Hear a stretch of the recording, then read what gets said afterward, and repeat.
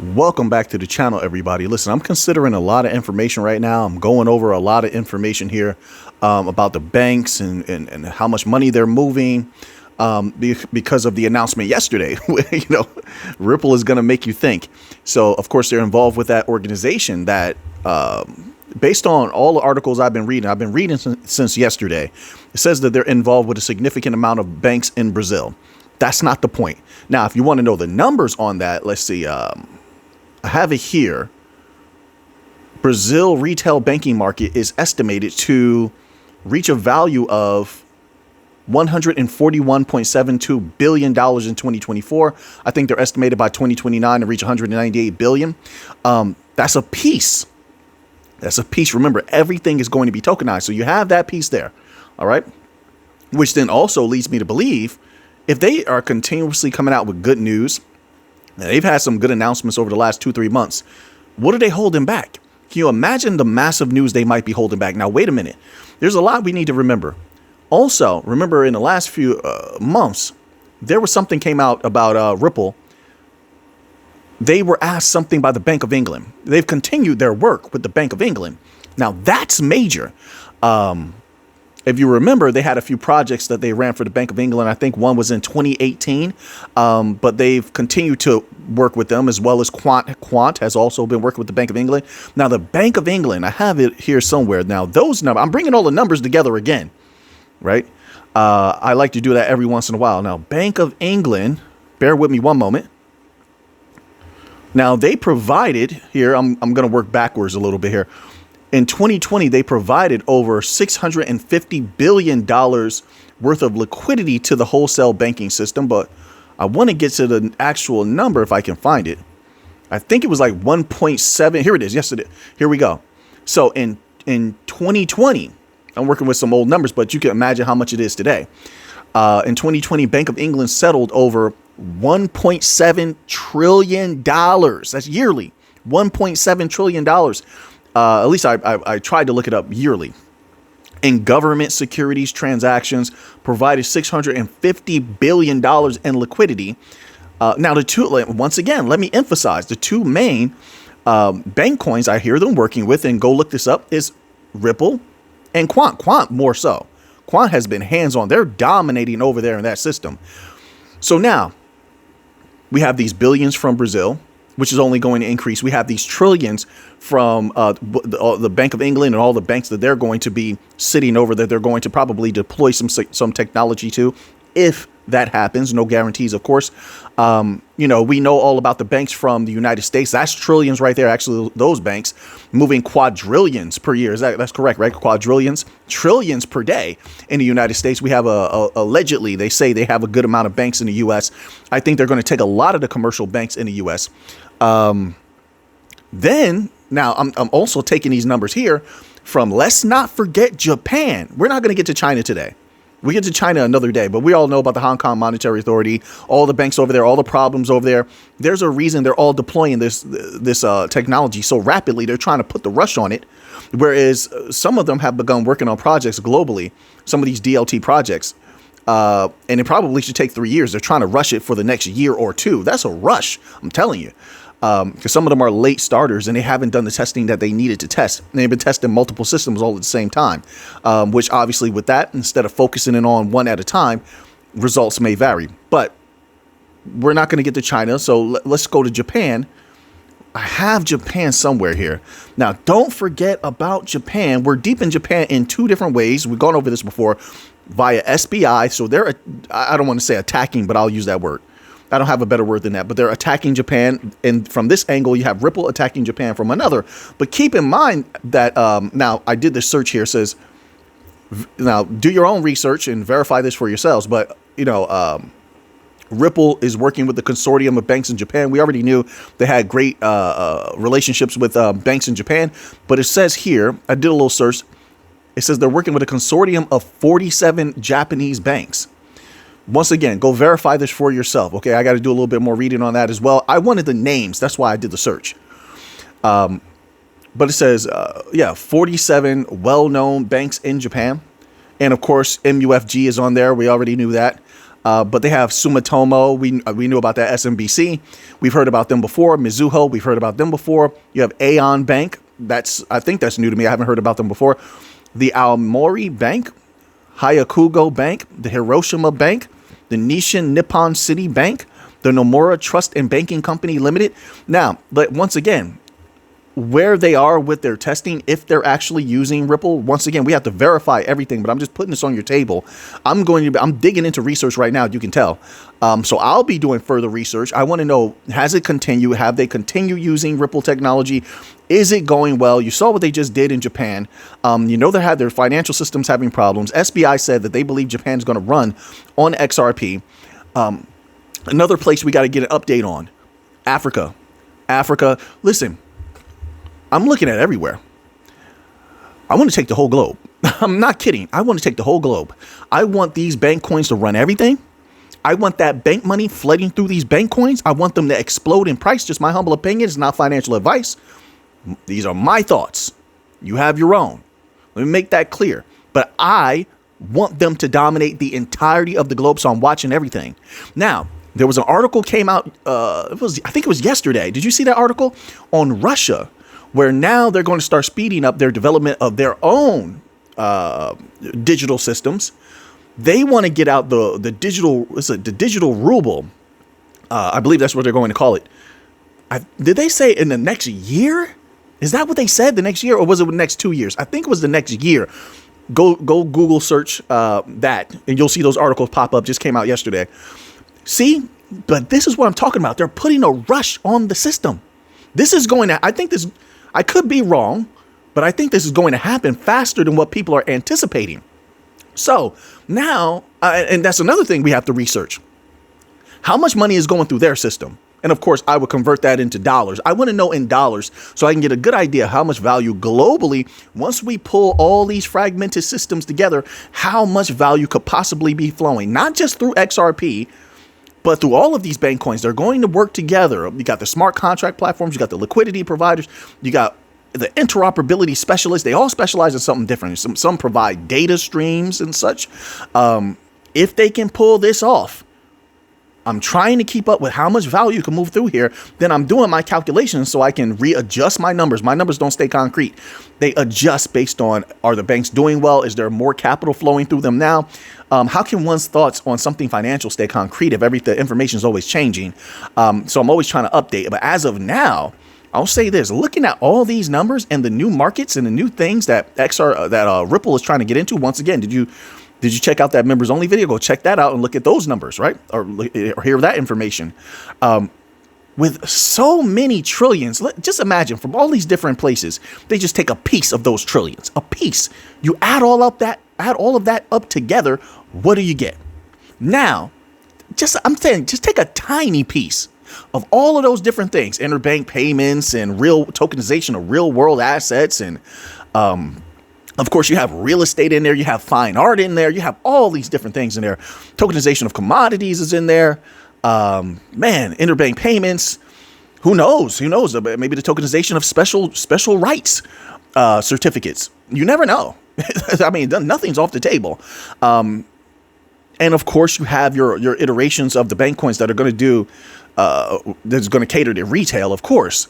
But something like XRP and Ripple, they're catering to the big dogs. Quant catering to the big dogs. So in a private ecosystem, anything's possible if they want to move like special rights or special right certificates, special drawing rights, of the things of that nature. If they want to move them more quickly, efficiently, more securely, such like that, they may run something like that over a private iteration of these things, which means they would have to take some of those native tokens, put them in a private setting. Then that takes those tokens, coins, whatever, out of the circulating supply. And that lowers the circulating supply. I mean, the potential is out of this world right now. And it's building. That's why I'm keeping up with this. I love it. It's building and building and building. It's getting bigger and bigger.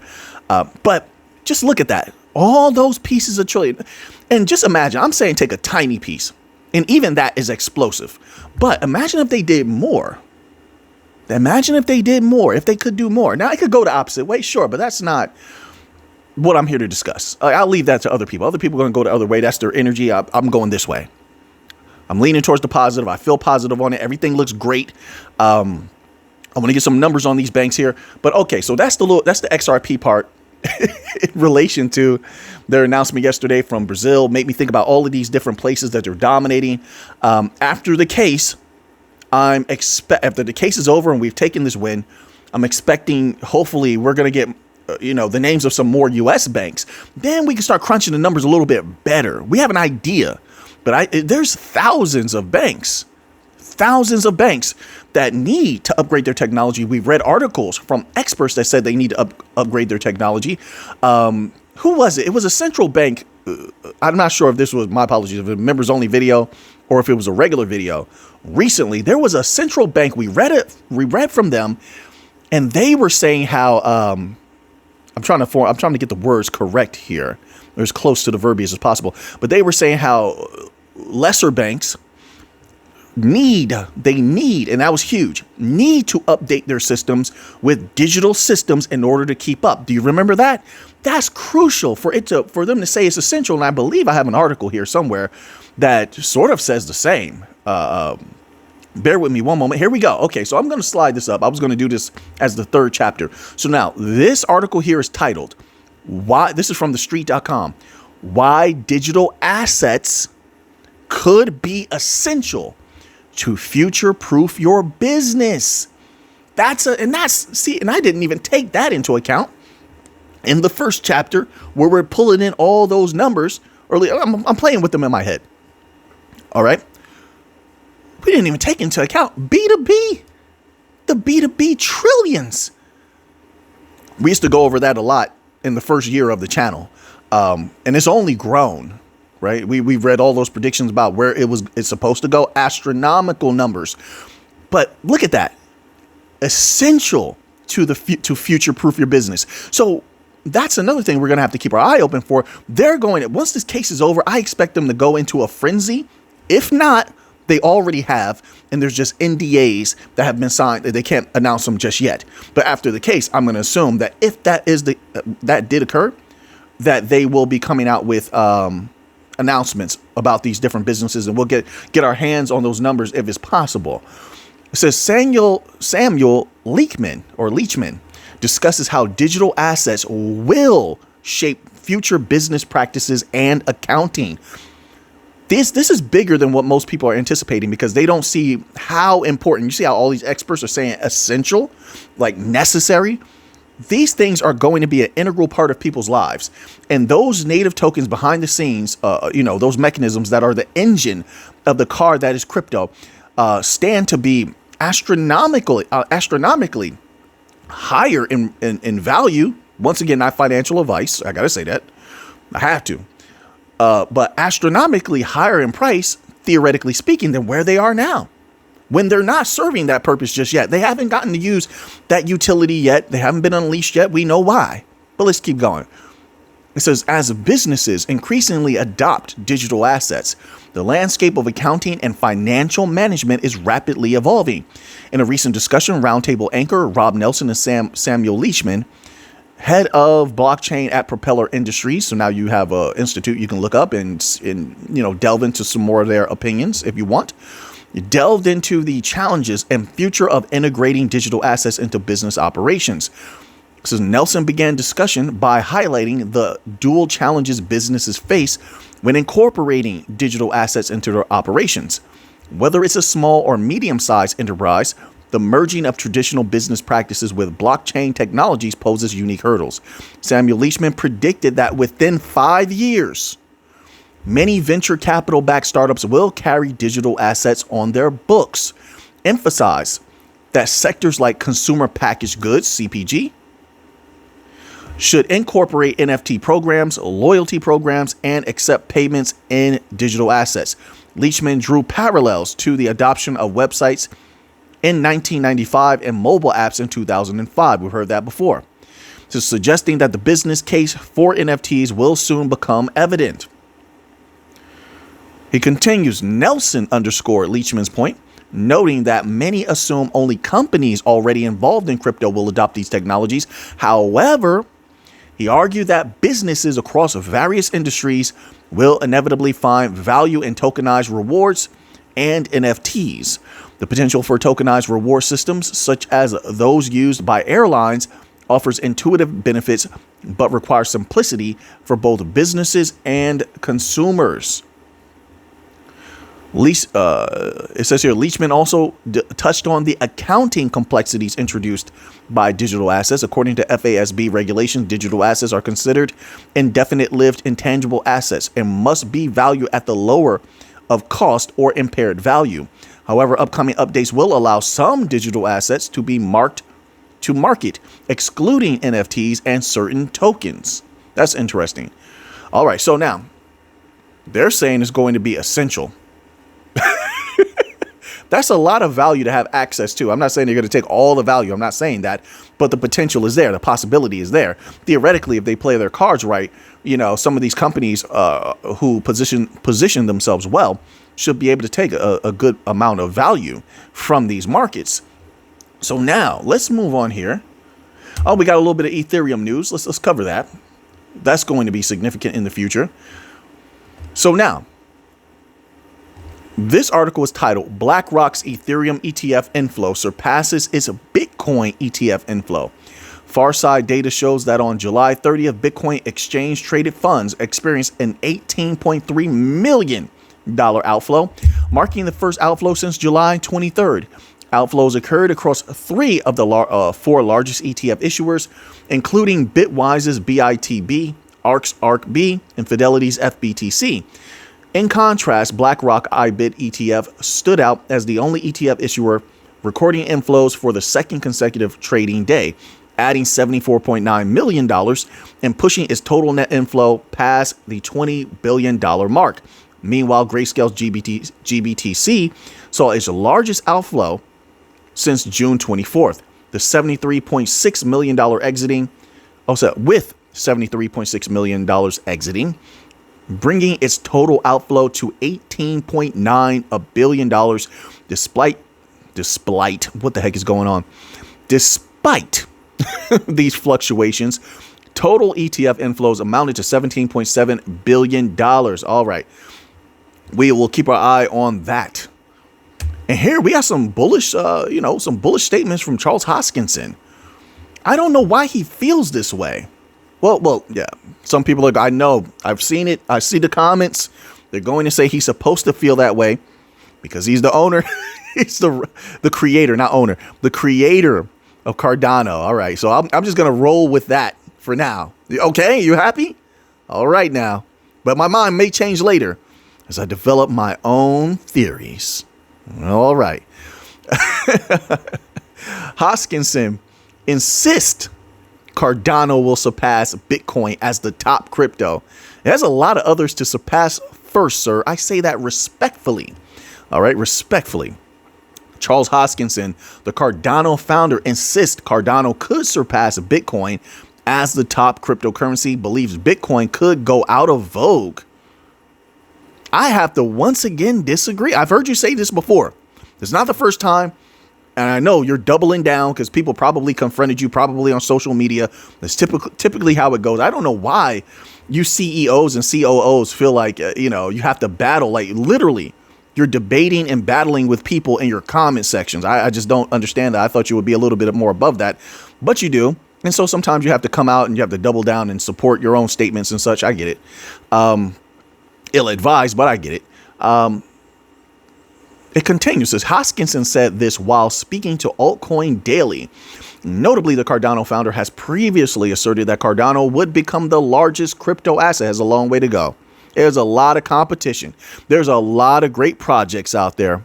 Despite what the people feel, they're great, solid projects. Ripple is great. XRP is great. Stellar is great. Algorand is great. Quant, super great. Flare is great. XDC, super great. Hedera, HBAR, exquisitely great. There's so many good ones that are fighting for the top. You don't need to fight for the top. You don't need to pass Bitcoin. You need to stay focused.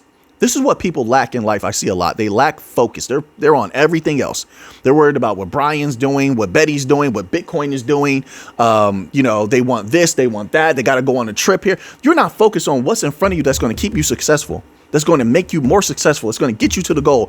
Somebody like me, I'm focused on the goal. Boom. Look, we're on this right here. We're on this path until it's finished. We're going to finish the job. We're going to get the trophy. We're going to get the medal. And right now, I need all minds locked in. You have to lock in.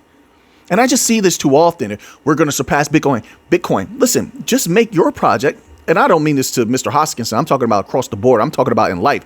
Focus on what's in front of you. Focus on what you control.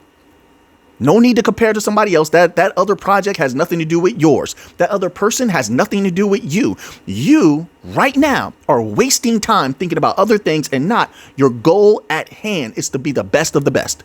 Yes or no?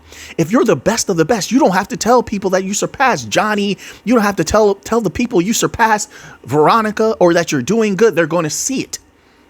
You don't have to tell people you're the best. They'll tell you you're the best. That's what you want. You want the people to crown you. But how do you do that? You don't do that by running your mouth. You do that by showing them through your actions. If you're worthy, then you will be crowned the best. If you're worthy, the people will give you the crown. If you crown yourself, if you build a monument to yourself, the people will tear it down and ask why the hell you have a monument. But if you are worthy, the people will build you a monument and it will be long lasting. Because you earned it. But Cardano is, I'm bullish on Cardano. I'll say that. I am. But Bitcoin is going to have his place right now. They're comparing it to gold. The big companies have already stepped in. They like it as a store of value. I think they plan on making a lot of money off Bitcoin. That's why they're starting to heat up that pump, that pumpy type news. Oh, Bitcoin to 500,000, Bitcoin to 1 million. They're conditioning the people's minds to accept Bitcoin because there's a lot of people that don't. They're luring them in with money. Money is the ultimate lure. You don't put, you put a worm on a hook for fish. The companies have learned you put dollars on the hook for people. And they have, as far as advertising, and they have a lot of advertising dollars just waiting. They're just beginning. So now let's move on here. Okay, let's get through it. What article do you have left? We have a Bitcoin article. And we have a Fed article. Let's do the Bitcoin article right now. I like to cover Bitcoin news. It makes me feel good. It does. It's very interesting. This article is titled $388 million in Bitcoin withdrawal stuns largest crypto exchange, Binance. All right. What's going on now after major Bitcoin withdrawal stunned community earlier? According to Spot on Chain, a BTC whale withdrew 1,300 BTC from crypto exchange Binance a few hours ago. This transaction is estimated to be around $85 million. Spot on Chain stated that the whale has withdrawn a total of 5,800 BTC from Binance in the last 2 days. Listen, a lot of these so-called experts have been saying the bull run might pop off this winter. I mean, wouldn't it make sense to start accumulating? If I'm talking about if you're this whale person or people like this, right? Start accumulating before retail gets whiff of it, while retail is still sort of like on the fence and, prices are still somewhat respectable before it explodes, just in case it does go to somewhere like 100,000 or 150,000. They could be accumulating now for that reason. They have listen, like I said, these people have the absolute best financial advisors, the high paid financial advisors and researchers working around the clock. They get paid good money. Let them know, hey, this is when it's going to go down. This is when we think it's going to go down, and give them the best estimation. So it could be that. And listen, if the bull run is going to pop off this winter, I'm all for it. This is a major development as it shows a major accumulation trend from Bitcoin whales. It shows that high net worth investors are now showing great interest in BTC. Exactly. That's what I'm saying. It's not for nothing. There's a lot that's coming together. Also, remember, those negative catalysts that are there look like they're about to be running out over the next month or so. It doesn't look like there's a whole lot left. This is just what I'm seeing. Maybe I could be incorrect on that, but this is from the information I've been reading. When that runs out, that could be the beginning of the next bull run. I mean, what else is going to pull down Bitcoin's price in that way? You have Germany. I believe they completed their Bitcoin sales. You have Mt. Gox, that whole thing going on. Then you have the U.S. government with their sales. Are their sales ending also? They did something like a couple of days ago. So once all that mass selling stops, what's stopping the price from going up again? You know, buying has continued, right? A certain level of buying. So there is that. So now that you have that information, what are you going to do with it? I know what I'm going to do with it. So until next time, everybody, let's get to the money.